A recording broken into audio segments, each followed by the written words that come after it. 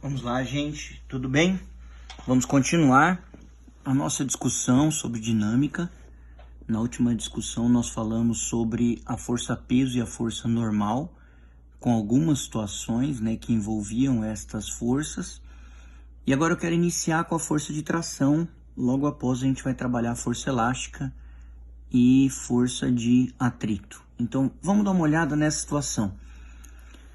Força de tração. Primeiramente, professor, qual a natureza dessa força? Vamos relembrar? Nós temos 4 naturezas. Nós temos força gravitacional. A tração não é uma força gravitacional, gente.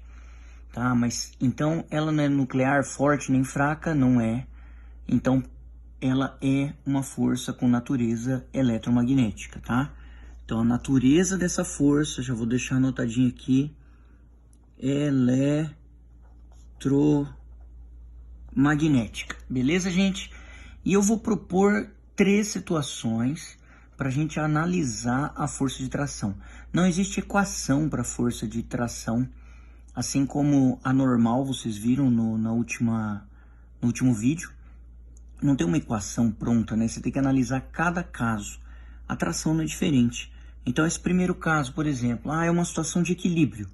Tá? Então está equilibrado, ou está em repouso, ou em movimento retilíneo e uniforme.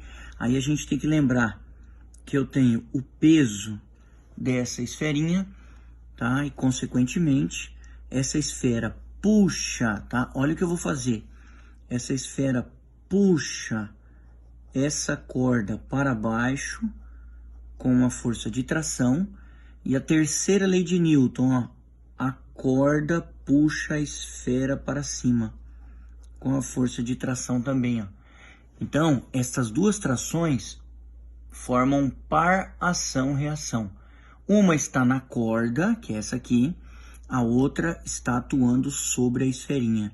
Elas não se cancelam, tá? Porque ação e reação sempre atuam em corpos diferentes, simultaneamente, tá, galera? Corpos diferentes. Só que se há equilíbrio, a gente tem nesse primeiro caso que a tração é numericamente aqui, ó, igual ao módulo do peso, tá vendo, ó? Então a tração tem o mesmo módulo da força-peso, porque é um caso de equilíbrio. Agora esse caso aqui é diferente, ó. Vamos dar uma analisada? A gente tem o peso do corpo B, tá? O vetorzinho aqui, peso do corpo B. Aí eu só vou colocar aqui para vocês as trações, ó. Então eu tenho o corpinho sendo puxado aqui com a tração que eu vou chamar de T2, tá? E aqui este corpo puxado para baixo com a tração T2, tá? Eu não estou representando as trações que estão na corda agora, tá, gente? Senão o desenho ia ficar bem pesado aqui. Então estas são as forças atuando nos corpinhos. Só que esse corpo aqui A também tem o peso de A, tá vendo? E esta corda aqui, ó, nós temos a tração T1. Então, se é um caso de equilíbrio, olha o que a gente pode escrever. A gente pode escrever que T1 para cima, tá vendo? É igual a PA para baixo e T2. Então, PA mais T2, ó. Tá vendo? T1 é igual a PA mais T2. E analisando esse caso aqui de baixo, ó, T2 igual ao peso de B, ó. Então, são as duas análises que nós teríamos para esta corda. Portanto, se alguém perguntar para você, e é o que o vestibular vai fazer, ele vai perguntar qual corda tem a tendência de romper primeiro, quer dizer, qual corda, né, ela arrebentaria primeiro. Dá uma olhada, esta corda de baixo, ela suporta uma tração que é numericamente igual ao peso, aqui ó, o módulo do peso, gente, de B. Já a tração T1 é o peso de A e o T2, ó, é o peso de B, seria PA mais PB. Então essa corda aqui de cima é a que suporta mais, tá? Essa é a que tem a maior tendência de arrebentar, tá? Ela está suportando PA e PB. Então se fosse para arrebentar uma corda, se as cordas fossem iguais, é claro, né? Há uma maior tendência desta aqui de cima arrebentar. E esse último caso, dá uma olhada aqui comigo, ó. Este último caso onde a gente tem aqui essa aceleração, agora não é um sistema em equilíbrio, é um sistema acelerado, a gente tem peso do corpinho aqui para baixo, tá? E a gente tem a tração para cima. Se a força resultante é para cima, porque a aceleração é para cima, gente, então, ó, força resultante é igual a massa vezes aceleração. É a segunda lei de Newton. Aí a gente coloca, ó, quem está a favor da aceleração? A tração. Então, fica tração menos peso igual a ma. Aí nós teríamos uma equação para resolver. Professor, mas se a aceleração fosse para baixo? Aí seria peso menos tração igual a ma. Tudo bem, gente? Então, mas essa é uma ideia legal para a gente, tá? A gente vai ter que tomar cuidado, não ter equação pronta para tração. E para força elástica? Vamos discutir um pouquinho. Gente, força elástica também é uma força com natureza eletromagnética, tá? Lembram? Não é gravitacional, porque gravitacional é só o peso, não é nuclear forte nem fraca. Então, força de tração é uma força eletromagnética. Estranho falar isso, né? Mas é verdade. E aí, galera, quando a gente pode pegar exemplos assim, ó, vou pegar com vocês aqui, eu tenho uma molinha, esta molinha não está distendida, ó, ela está presa aqui e não está distendida, tá? Essa é uma posição onde teríamos um ponto zero aqui pra gente, ó. Ela não está distendida nesta posição, mas aí eu resolvo colocar nesta molinha aqui um corpinho que vai ficar pendurado. Agora ela já desceu um pouquinho, ela sofreu uma deformação, tá? Ela tem agora uma elongação. Vou mostrar para vocês, ó. Aqui eu tenho o peso desse corpinho e a gente tem uma força que a mola exerce sobre o corpinho, que é a força elástica, ó. Então, está parado, está em equilíbrio, tá? Ou eu tenho movimento retilíneo uniforme, é um caso de equilíbrio, então força elástica é igual ao peso, tudo bem, gente? Então, força elástica igual ao peso numa condição de equilíbrio. Então, neste caso, quanto maior o peso que a gente colocar, tá? Maior a massa que a gente colocar acoplada a esta mola, ela vai defletir mais. Aqui a gente já tem uma posição para ela, vou mostrar para vocês, ó. Aqui seria a posição 0, aqui a posição agora, que a gente tem uma elongação, que a gente vai chamar de x. E essa força elástica, ela é uma força proporcional à elongação x, ó. A força elástica é igual a menos kx. Professor, o que significa este menos que você está apresentando? Se você pensasse numa situação assim, ó, onde a gente tem uma parede, essa é a posição 0, sem deformação, tá? Se a mola está deformada, vejam só, numa posição positiva, mais x, olha para onde a força atua. A força atua orientada para a esquerda, ó. Então, deformação positiva, força negativa para a esquerda nesse meu referencial. Agora, se eu pego aqui, por exemplo, só para vocês darem uma olhada, eu pego essa mola comprimida aqui, aqui está a posição 0, isso aqui é um menos x. Gente, ela está comprimida, a força, ó, orientada para a posição de equilíbrio. Essa força, ela tem uma característica interessante. Essa força é chamada de força restauradora. Tá? Ela quer restaurar a posição de equilíbrio, de deformação nula aqui na horizontal. Tá? Então, ela é sempre restauradora. Esse sinal de menos mostra isso. Tá? Elongação negativa, aqui uma posição negativa, a força está apontando para a direita lá, ó, é positiva. Tá, gente? Então, é legal saber conhecer esse sinal. Óbvio que tá todo mundo acostumado a fazer isso aqui, ó, tá? Então a gente tem K e um módulo de X, né? Tá todo mundo acostumado a usar força elástica assim. Até quando, por exemplo, você pega aí um gráfico, né? Você pega um gráfico aí de força elástica pela elongação, pela deformação, é um segmento de reta desse jeitinho aqui, fica nesse quadrante, né? Porque aí só estou trabalhando com valores em módulo, eu não quero saber se é menos x, se é mais x. Então todo mundo está acostumado com esse gráfico. Contudo, é bastante interessante você lembrar que quando a gente fala de força elástica como uma força restauradora, eu preciso pensar num diagrama que trabalhe justamente a ideia da posição. Olha aqui, posição positiva, força negativa. Ó, já está mudando o quadrante, estão vendo? Uma posição negativa, força positiva. Tá vendo? Um mais F. Aqui é um menos F. Tá? Então, nós já teríamos, nesse caso, gente, um diagrama desse jeitinho aqui, ó. Então, eu não tenho mais o primeiro quadrante, né? Ó. Eu já tenho o segundo e quarto quadrante. Então, pode aparecer assim, em módulo, como pode aparecer uma situação assim, já com os sinaizinhos na situação. Tudo bem, galera? Perfeito?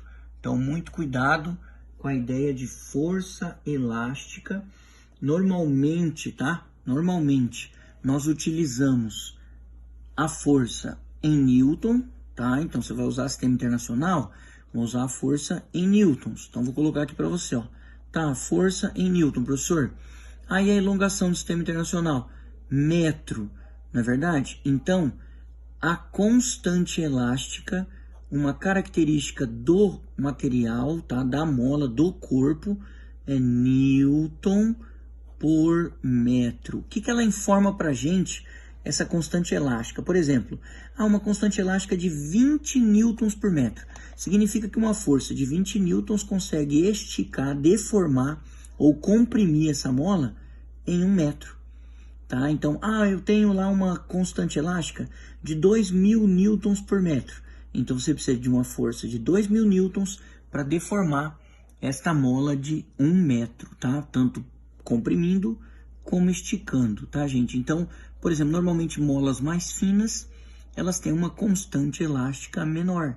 Molas mais grossas, mais rígidas, uma constante elástica maior. Quer dizer, elas precisam de uma força maior para deformar a mesma quantidade de distância ali, de comprimento. Tudo bem, gente? Então, essa é uma ideia de força elástica para vocês. Nós vamos melhorar essa discussão quando a gente falar de movimentos harmônicos, tá? Então, lá na frente, lá quando a gente estiver discutindo os nossos módulos que representam o fechamento da mecânica ali, que é justamente o movimento harmônico simples, algumas situações bastante interessantes, a gente vai voltar a discutir muito bem a força elástica. E nesse momento, eu quero discutir com vocês também, tá? A força de atrito, tá, gente? Força de atrito.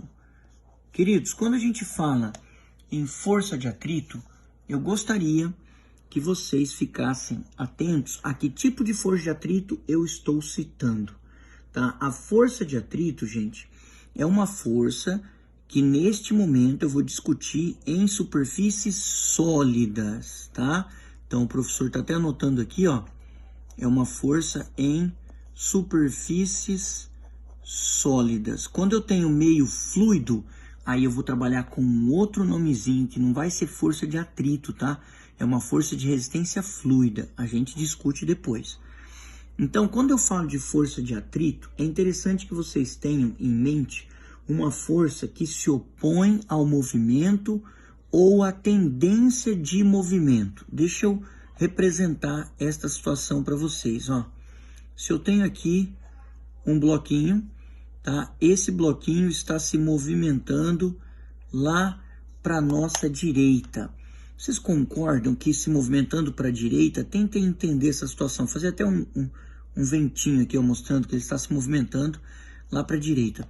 Quando esse cara esfrega aqui no solo, ele empurra o solo para frente, ó, com uma força de atrito. Tá vendo? Ele empurra o solo para frente. Graças, gente, à terceira lei de Newton, o solo devolve essa força, seria o par ação e reação, ó. Então o bloco empurra o solo para frente, o solo empurra o bloco para trás, ó. Então nós temos, ó, força de atrito e força de atrito. Percebam que essa força de atrito, ó, no bloquinho, ela é contrária ao movimento ou à sua tendência. Nós teremos dois tipos de interação para a gente analisar. Quando o corpo está em repouso, tá? Dá uma olhada só aqui, ó, corpo em repouso. O corpo em repouso, gente, a gente vai ter o atrito estático. Queridos, o atrito estático, ele surge com uma interação muito grande entre a superfície do corpo e a base que ela mantém em contato. A interação é maior no repouso do que na situação de movimento, tá? Então a interação é mais intensa. Que interação, professor? Vamos repetir de novo, ó. Que tipos de natureza de força a gente tem? Gravitacional. O atrito não é gravitacional. Não é nuclear fraca nem forte. Então ela é também eletromagnética, tá? O atrito é uma força de natureza eletromagnética, queridos. E quando esses corpos estão parados, as nuvens eletrônicas interagem com maior intensidade, tá? Então nós teremos um coeficiente de atrito maior. Então eu vou mostrar para vocês uma situação aqui bastante interessante, tá? Uma situação bastante interessante nessa interação entre superfícies sólidas. A força de atrito, ela depende de duas grandezas. Deixa eu já mostrar para vocês. A primeira são as características das duas superfícies. Ah, eu tenho borracha do pneu e asfalto. Ah, não, eu tenho borracha do pneu e um asfalto com água. Já mudou a interação eletromagnética entre estas superfícies. Ah, mas eu tenho uma areinha. Já mudou a interação significativamente também. Então, quando a gente fala em força de atrito, a gente vai depender de um coeficiente de atrito. Esse cara é uma característica das superfícies de contato e, gente, da força de interação entre estas superfícies, que seria normal, a força que tenta impedir a interpenetração entre essas superfícies, ó. Então, a força de atrito, gente, é μ vezes a normal. Normal é uma força dada em Newton. Força de atrito também dada em Newton. Então, o coeficiente de atrito aqui, ó, não vai ter uma unidade, vai ser apenas um númerozinho, a gente vai representar apenas com é 0,3, é 0,8, é 0,5, tá? E é uma grandeza adimensional, porque ele é oriunda da razão de duas grandezas equivalentes. E no caso, vejam só que legal aqui, no caso do atrito estático, a força de atrito estática máxima vai ser calculada com o coeficiente de atrito estático, que ele é maior que o cinético. Lembrem-se que na interação, tá, gente? Na interação nossa, no caso do repouso, ele é mais intensa, tá? Então, esse coeficiente de atrito ele é maior que o cinético, vezes a normal, que é a força de contato entre as superfícies, ó. Só que com essa equação, você calcula só o atrito estático máximo. Deixa eu mostrar para vocês, por exemplo, se a gente tivesse aqui uma superfície onde o coeficiente de atrito estático vale 0,3 e o coeficiente de atrito cinético, que é quando eu tenho movimento, vale 0,2, tá? Só um exemplo. E aí eu tenho um corpinho cuja massa vale 2 kg. Tá? 2 kg. O peso de 2 kg, gente, é 20 newtons, né? Então, se eu pegar esse caso aqui, ó, eu tenho uma normal, que vai ser igual ao peso em módulo, tá? Que vai ser 20 newtons. E aí eu tenho esses dois coeficientes. Quando você calcula a força de atrito estático máxima, eu vou ter o coeficiente de atrito estático, que é quando os corpinhos estão parados, e a normal, que vai ser 20 newtons, ó. Então, a força de atrito estático, nesse caso, máximo, vai valer 6 newtons. Gente, 6 newtons é a força máxima que eu posso aplicar neste corpinho aqui e ele ainda ficar em repouso. É o limiar para ele entrar em movimento, ó, até 6 newtons. Então, uma situação que todo mundo confunde, e foi questão de vestibular já, e direto cai isso no eixo Rio-São Paulo também, olha só. Se eu faço uma força, gente, de 2 newtons, digam para mim, quanto vai ser a força de atrito aqui, galera? se ele está parado, tá? Ele está em repouso, nesse caso que eu estou citando, e a força eu fiz de 2 newtons. O que o leigo normalmente faz? Ah, se ele está parado, a força vale 6. Mas se eu coloco uma força aqui para trás, gente, de 6 newtons, 6 é maior que 2, ele aceleraria para trás. Eu colocaria esse cara em movimento. Então não tem lógica, não é verdade? Você concorda comigo que se ele está em equilíbrio, ele está em repouso, a força resultante tem que ser nula? Então se a força que eu puxo ele vale 2, e ele vai ficar parado até a força de 6 newtons, então a força de atrito estático aqui também vale 2, ó. Só que ela não é a máxima é 6, ela vai valer 2. Se você, por exemplo, tá, resolve puxar esse corpinho com uma força de 5 newtons, a força de atrito, gente, vai valer também, e é estática, 5 newtons.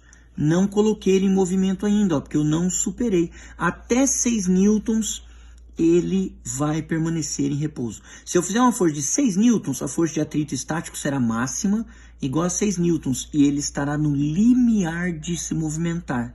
Só que aí, se eu superar essa força, ó, se eu puxar esse bloquinho com uma força de 7 newtons, aí, gente, eu tiro esse cara do repouso e eu devo utilizar agora o coeficiente de atrito cinético.